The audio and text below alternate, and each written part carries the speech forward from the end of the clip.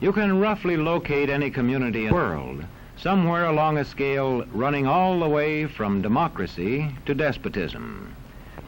One to the democracy end, another somewhere in the middle, and a third. Let's find out about despotism. This man makes it his job to study these things.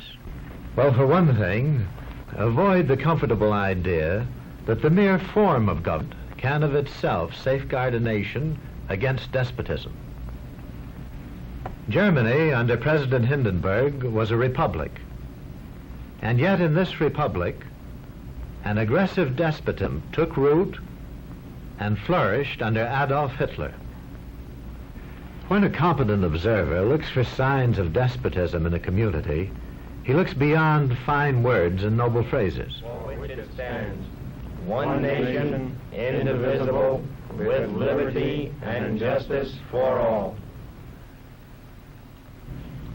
Many observers have found that two workable yardsticks help in discovering how near a community is to despotism: the respect scale and the power scale. A careful observer can use a respect scale to find how many citizens get an even break. As a community moves towards despotism, respect is restricted to fewer people. A community is low on a respect scale if common courtesy is withheld from large groups of people on account of their political attitudes. If people are rude to others because they think their wealth and position gives them that right, or because they don't like a man's race or his religion.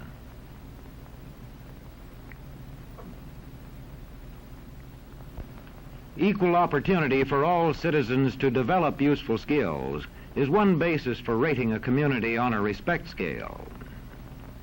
The opportunity to develop useful skills is important, but not enough. The equally important opportunity to put skills to use is a further test on a respect scale.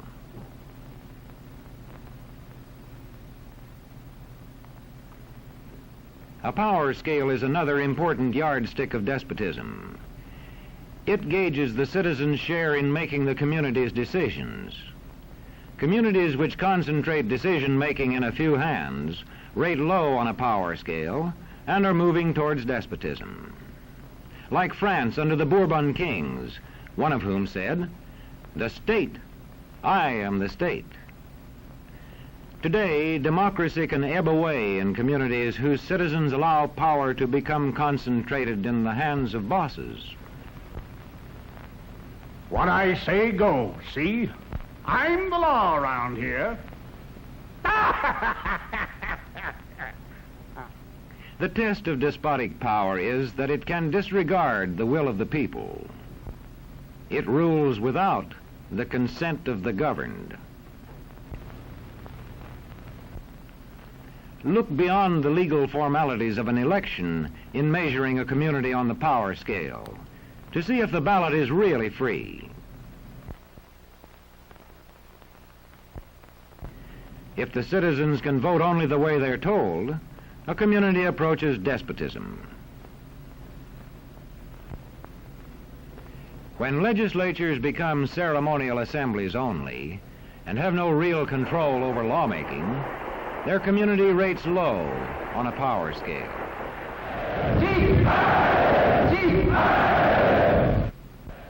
In a downright despotism, opposition is dangerous, whether the despotism is official or whether it is unofficial.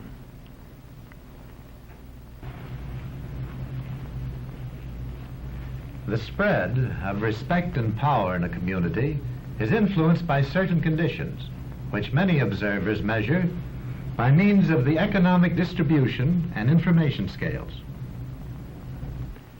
If a community's economic distribution becomes slanted, its middle-income groups grow smaller, and despotism stands a better chance to gain a foothold. Where land is privately owned, one sign of a poorly balanced economy is the concentration of land ownership in the hands of a very small number of people. When farmers lose their farms, they lose their independence. This one can stay on, but not as his own boss anymore. To the extent that this condition exists throughout a nation, the likelihood of despotism is increased. In communities which depend almost entirely on a single industry, such as a factory or mine, maintaining economic balance is a challenging problem.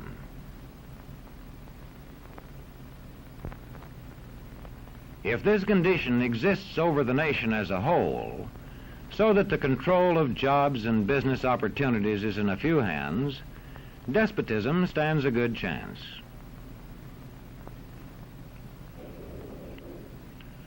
Another sign of a poorly balanced economy is a taxation system that presses heaviest on those least able to pay. A larger part of a small income is spent on necessities such as food. Sales taxes on such necessities hit the small income harder. In the days of the salt tax, feudal despotisms were partly sustained by this and other effects.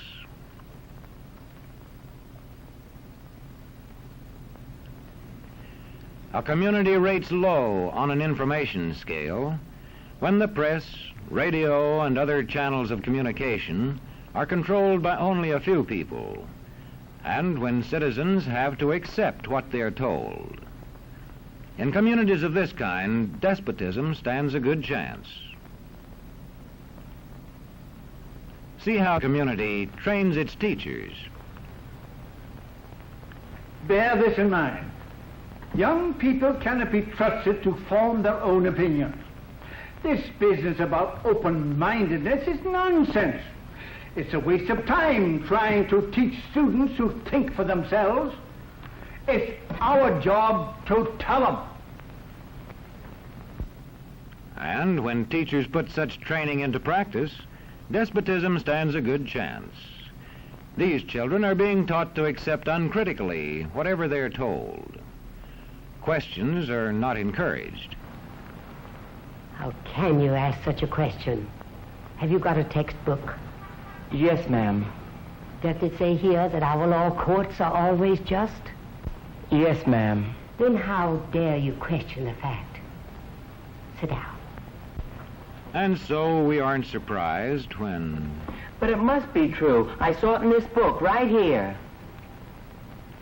And if books and newspapers and the radio are efficiently controlled, the people will read and accept exactly what the few in control want them to.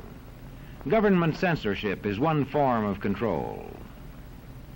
A newspaper which breaks a government censorship rule can be suspended. It is also possible for newspapers and other forms of communication to be controlled by private interests. I thought I told you to kill that story. It'll cost us a lot of advertising. If that story goes out, I quit. All right.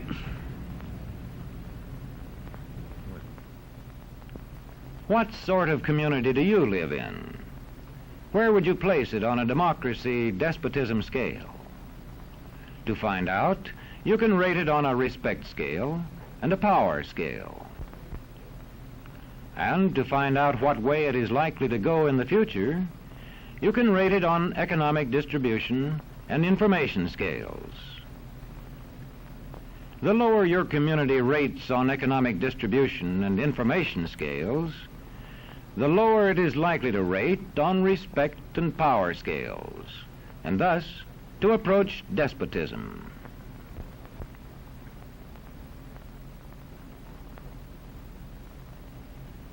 What happens in a single community is the problem of its own citizens. But it is also the problem of us all, because as communities go, so goes the nation.